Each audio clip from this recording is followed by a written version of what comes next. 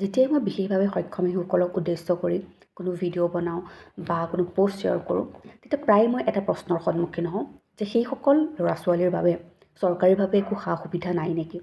আজি আচলতে মই সেই প্ৰশ্নটোৰ উত্তৰে আপোনালোকক দিবলৈ বিচাৰিম। বহুতেই আমি ভাবোঁ যে চৰকাৰীভাৱে সেইসকল শিশুৰ বাবে একো সুবিধা নাইকিয়া, কিন্তু মই এটা কথা উপলব্ধি কৰিছোঁ যে সুবিধা আছে, কিন্তু আমি সজাগ নহয়, আমি নাজানো, তাৰ বাবে আমি সুবিধাসমূহ লাভ কৰিব নোৱাৰোঁ বা সেই সুবিধাসমূহ পাবৰ কাৰণে যিখিনি কষ্ট কৰিব লগা হয় সেই কষ্টখিনি হয়তো আধৰুৱা হয়, যাৰ ফলস্বৰূপে আমি সকলোৱে সেই সুবিধাসমূহ ল'ব নোৱাৰোঁ। আজিৰ এই ভিডিঅ'টিত মই তেনে এটা সুবিধাৰ কথাই উল্লেখ কৰিম, যিটো কেনেকৈ লাভ কৰিব পাৰি বা তাৰ কাৰণে কি কি কৰিব লাগিব, কিনো এই সুবিধাটোৱে, সকলোখিনি এই এটা ভিডিঅ'তে মই শ্বেয়াৰ কৰিম। ভিডিঅ'টো অলপ দীঘল হ'ব পাৰে, আপোনালোক সকলোৱে শেষলৈকে চাব বুলি মই আশা কৰিলোঁ। আজি মই এখন স্কিমৰ কথা, চেণ্ট্ৰেল গভৰ্ণমেণ্টৰ এখন স্কিমৰ বিষয়ে আপোনালোকৰ লগত আলোচনা কৰিম। সেই স্কিমখনৰ নাম হৈছে নিৰাময়া হেল্থ ইঞ্চুৰেঞ্চ স্কিম। হয়তো বহুতেই এই স্কিমখনৰ বিষয়ে জানে বা বহুতেই লাভালাভো পাইছে। এই স্কিমখনৰ বিষয়ে ক'বলৈ যাওঁতে মই আপোনালোকক নেশ্যনেল ট্ৰাষ্টৰ বিষয়ে কিছু কথা ক'ম। নেশ্যনেল ট্ৰাষ্ট হৈছে ministry of social justice and empowerment, government of ইণ্ডিয়াৰ দ্বাৰা গঠিত এটা বডি হয়, আৰু যাৰ আণ্ডাৰত 1999 চনতেই এখন এক্ট প্ৰস্তুত কৰা হৈছিলে, যিখন এক্টৰ নাম হৈছে national trust act for the welfare of persons with autism, cerebral palsy, multiple disability and mental retardation. Mental ৰিটাৰ্ডেশ্যনক আমি সকলোৱে জানো এতিয়া ইণ্টেলেকচুৱেল ডিছেবিলিটি বুলি কোৱা হয়। অৰ্থাৎ যদি সহজ ভাষাত বুজিবলৈ যাওঁ, সেই এক্টখনৰ আণ্ডাৰত, অৰ্থাৎ নেশ্যনেল ট্ৰাষ্টৰ সেই এক্টখনৰ আণ্ডাৰত 4টা ডিছেবিলিটিক অন্তৰ্ভুক্ত কৰা হৈছে, আৰু এই এক্টখনে সেই 4টা ডিছেবিলিটিৰ ৱেলফেয়াৰৰ বাবে কাম কৰে। এতিয়া আহিছোঁ স্কিমখনৰ মাজলৈ। স্কিমখন যিসকল ডিছেবিলিটি থকা লোক আছে তেওঁলোকৰ বাবে এখন এফৰ্ডেবল স্কিম হয়, আৰু স্কিমখনে 1 লাখ টকালৈকে কভাৰ কৰে। আৰু এই স্কিমখনৰ মতে OPD ট্ৰিটমেণ্টৰ পৰা আদি কৰি মেডিচিন, বিভিন্ন চাৰ্জাৰী বা ট্ৰান্সপৰ্টেশ্যন ফিজলৈকে ইনক্লুড থাকে। আৰু এনেকুৱা নহয় যে থেৰাপি কৰাইছে বা অকল থেৰাপিতে 1 লাখ টকা খৰচ হৈছে, তেতিয়া আপোনালোক থেৰাপিৰ কাৰণে 1 লাখ টকা দি নিদিয়ে।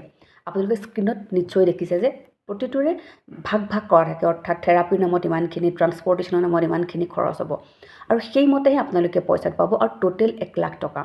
আৰু এটা এই স্কিমখনৰ এটা পজিটিভ দিশ হৈছে যে আপোনালোকে চৰকাৰী হস্পিটেলতে ট্ৰিটমেণ্ট কৰক বা বেচৰকাৰীতে কৰক, সুবিধাখিনি লাভ কৰিব সম্পূৰ্ণ নথিপত্ৰখিনি জমা দিয়াৰ পিছত। আপোনালোকে যেতিয়া নথিপত্ৰখিনি জমা দিব, গোটেই ডকুমেণ্টবোৰ জমা দিব, তাৰপিছত আপোনালোকক এই 1 লাখ টকা ৰিম্বাৰ্চমেণ্ট কৰা হ'ব। কিন্তু কোনোবাই যদি এতিয়া এইখিনিতে প্ৰশ্ন সুধিব পাৰে যে থেৰাপি চেণ্টাৰত আমি ইমান দিনে থেৰাপি কৰাই আছোঁ, আমি পাম জানো? সেই স্কিমখনৰ আণ্ডাৰত থেৰাপি চেণ্টাৰৰ কথা উল্লেখ নাইকিয়া। এতিয়া আহিছোঁ কোনে কোনে এই স্কিমখনৰ যিখিনি সা সুবিধা আছে সেই সুবিধাখিনি লাভ কৰিব পাৰিব। অলপ আগত মই উল্লেখ কৰিছোঁৱে যে নেশ্যনেল ট্ৰাষ্ট যিখন এক্ট, সেই এক্টখনৰ আণ্ডাৰত 4টা disability, autism, cerebral palsy, multiple disability আৰু ইণ্টেলেকচুৱেল ডিছেবিলিটি, এই 4টা ডিছেবিলিটিৰ কথা উল্লেখ আছে। আৰু সেই 4টা ডিছেবিলিটিৰ থকা লোকসকলেহে এই যিখন স্কিম, এই যিখন হেল্থ ইঞ্চুৰেঞ্চ স্কিম, এই স্কিমখনৰ কাৰণে এপ্লাই কৰিব পাৰিব। এতিয়া আহিছোঁ এই স্কিমখন এপ্লাই কৰিবলৈ কাৰণে কি কি ডকুমেণ্টছ লাগিব। প্ৰথম কথাটো হৈছে UDID কাৰ্ডখন। UDID কাৰ্ডখন কেনেকৈ এপ্লাই কৰিব লাগিব মই ইয়াৰ আগৰ এটা ভিডিঅ'ত উল্লেখ কৰিছোঁ, আপোনালোকে চাব পাৰিব, মই লিংকটো আপোনালোকক শ্বেয়াৰ কৰি দিম। আৰু যদি আপোনালোকে UDID কাৰ্ডখন এপ্লাই কৰিছে, পোৱা নাইকিয়া, এনৰোলমেণ্ট যিটো নাম্বাৰ আছে সেই এনৰোলমেণ্ট নাম্বাৰটো দিলেও হ'ব। আৰু 2 নম্বৰটো হৈছে ডিছেবিলিটি চাৰ্টিফিকেটখন, 3 নম্বৰ হৈছে এড্ৰেছ প্ৰুফ, 4 নম্বৰ হৈছে পাছপৰ্ট চাইজ ফটোগ্ৰাফ, অৰ্থাৎ যোনে এই কাৰ্ডখনৰ বাবে, এই ইঞ্চুৰেঞ্চ স্কিমখনৰ বাবে এপ্লাই কৰে তেওঁলোকৰ পাছপৰ্ট চাইজ ফটোগ্ৰাফ লাগিব, ইনকাম চাৰ্টিফিকেট, BPL চাৰ্টিফিকেট, আৰু যিখিনি কাগজ পাতি, অৰ্থাৎ যিখিনি ট্ৰিটমেণ্ট আপোনালোকে কৰিলে সেই ট্ৰিটমেণ্টৰ যিখিনি কাগজ পাতি, সেই কাগজ পাতিসমূহ জমা দিব লাগিব। এতিয়া আহিছোঁ কেনেকৈ এপ্লাই কৰিব পাৰি। এই স্কিমখনৰ বাবে আপোনালোকে ডাইৰেক্ট নিজে প্ৰথমতে এপ্লাই কৰিব নোৱাৰিব। নেশ্যনেল ট্ৰাষ্টৰ আণ্ডাৰত কিছুমান অৰ্গেনাইজেশ্যন, অৰ্থাৎ ৰেজিষ্টাৰ্ড অৰ্গেনাইজেশ্যনছ থাকে। সেই ৰেজিষ্টাৰ্ড অৰ্গেনাইজেশ্যনৰ আণ্ডাৰতে আপোনালোকে এই স্কিমখনৰ বাবে এপ্লাই কৰিব পাৰিব। তাৰ যিখিনি পিছৰ পৰ্যায়, এপ্লাই কৰাৰ যিখিনি পিছৰ কাম, সেইখিনি আপোনালোকে নিজে কৰিব পাৰিব। তো এপ্লাই কৰাৰ বাবে কিছুমান ৰেজিষ্টাৰ্ড অৰ্গেনাইজেশ্যন থাকে, আৰু এপ্লাই কৰিবলৈ এটা নমিনেল ফিজ দিব লাগে, বহুত বেছি পইচাও নহয়। যিসকলৰ BPL কাৰ্ড থাকে তেওঁলোকৰ বাবে 250 টকা, আৰু ডকুমেণ্ট হিচাপত ডিছেবিলিটি চাৰ্টিফিকেটখন, BPL কাৰ্ডখন আৰু এড্ৰেছ প্ৰুফ। আৰু যিসকলৰ BPL কাৰ্ড নাথাকে, তেওঁলোকৰ কাৰণে 500 টকা ৰেজিষ্ট্ৰেশ্যন ফিজ, আৰু তেওঁলোকে ইনকাম চাৰ্টিফিকেটখন দিব লাগিব, আৰু এড্ৰেছ প্ৰুফ আৰু ডিজেবিলিটি চাৰ্টিফিকেট। আৰু কিছুমান এনে ল'ৰা ছোৱালী থাকে যাৰ নেচাৰেল গাৰ্জেন নাথাকে, কিছুমান লিগেল গাৰ্জেন দিয়া হয়, কোৰ্টৰ ফালৰ পৰাই হওক বা লিগেল অথৰিটিৰ ফালৰ পৰাই হওক। তেওঁলোকৰ ক্ষেত্ৰত কোনো ধৰণৰ ফিজ দিব নালাগে, ৰেজিষ্ট্ৰেশ্যন ফিজ দিব নালাগে। তেওঁলোকে কেৱল ডিজেবিলিটি চাৰ্টিফিকেট আৰু সেই যিজন লিগেল গাৰ্জেন থাকে তেওঁৰ এড্ৰেছ প্ৰুফটো দিব লাগিব। আৰু এতিয়া আহিছোঁ যে কোনকেইটা অৰ্গেনাইজেশ্যন এতিয়ালৈকে ৰেজিষ্টাৰ্ড হৈছে। আচলতে ৰেজিষ্টাৰ্ড কৰিবলৈও কিছুমান নিয়ম থাকে, কিছুমান অৰ্গেনাইজেশ্যনৰ নথি পত্ৰ জমা দিব লগা হয়। তো সেইটো কাৰণে সকলোবোৰ বৰ্তমান আপোনালোকেও হয়তো পৰিচিত সকলোবোৰ অৰ্গেনাইজেশ্যনেই এতিয়াও ৰেজিষ্টাৰ্ড হোৱা নাইকিয়া।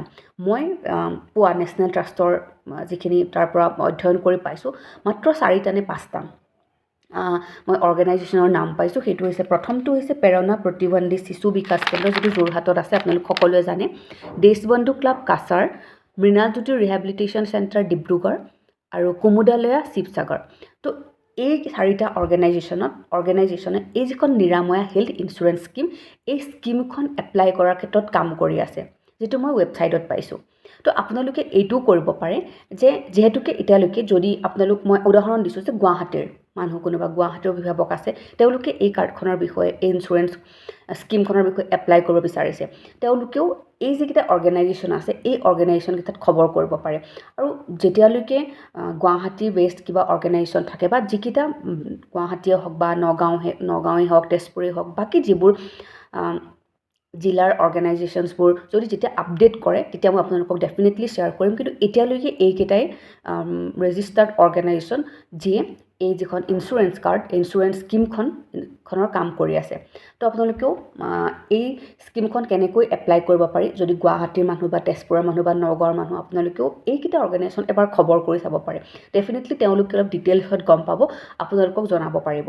আচলতে বহুতৰ বাবে এই যিটো 1 লাখ টকাৰ এমাউণ্টটো বহুত কম হ'ব পাৰে, যে আমি ইমান খৰচ কৰিছোঁ, এই 1 লাখ টকা এটা পালে কিনো হ'ব। কিন্তু বহুতৰ বাবে বহুত এটা ডাঙৰ এমাউণ্ট, কাৰণ বহুতে এই 1 লাখ টকা এটা নাই, কাৰণ তেওঁলোকে হয়তো থেৰাপি বা কিবা টেষ্ট কৰিব লগা আছে যদিও, কিবা চাৰ্জাৰীৰ কাম কৰিব লগা আছে যদিও যাব পৰা নাইকিয়া। তো এইটো কাৰণে আপোনালোকে যিমান পাৰে ভিডিঅ'টো শ্বেয়াৰ কৰিব, যাতে এই যিখিনি সুবিধা, এই সুবিধাখিনি যাতে এই 4টা যি ডিজেবিলিটি আছে, এই ডিজেবিলিটি থকা প্ৰত্যেকজন অভিভাৱকে এই সুবিধাসমূহ লাভ কৰিব পাৰে। ধন্যবাদ।